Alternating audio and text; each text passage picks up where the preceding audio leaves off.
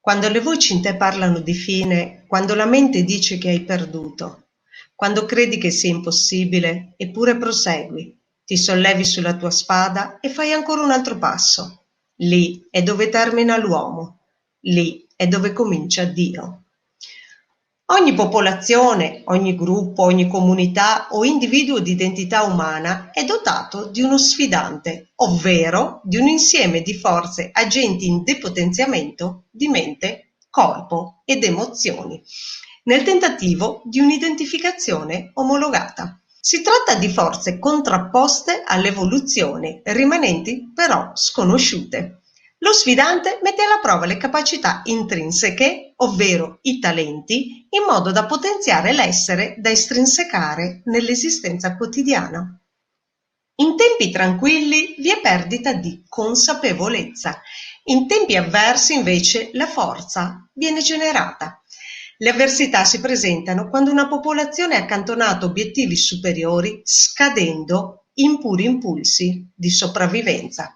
Qualcuno allora approfitta del debole spirito manifestatosi, inginocchiando quel popolo non più incline alla bellezza e alla perfezione. Ma un popolo in ginocchio sta risorgendo, un popolo sotterrato sta generando nuove radici, poiché è il seme a essere ricoperto. Nuove radici, ovvero nuove basi valoriali, nuove fondamenta solide per un nuovo tempio all'interno del quale prende vita l'atto di manifestazione evolutiva.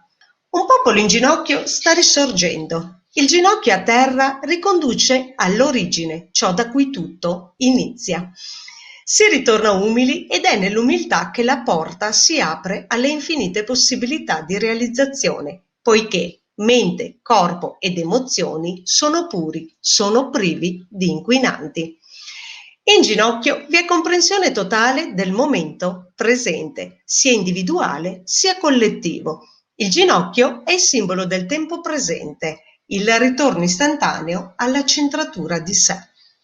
Un popolo in ginocchio sta pregando e la preghiera è lo stato interiore che conduce alla realizzazione in bellezza e perfezione. Preghiera infatti significa richiesta che si esaudisce, è l'atto rivoluzionario, ribelle, che guida la popolazione alla totale libertà tramite la condivisione di intenti all'integrazione di corpo, spirito e anima nell'unità. Un popolo in ginocchio sta quindi risorgendo, poiché sta ricevendo l'iniziazione a fil di spada, elevandolo a guerriero spirituale.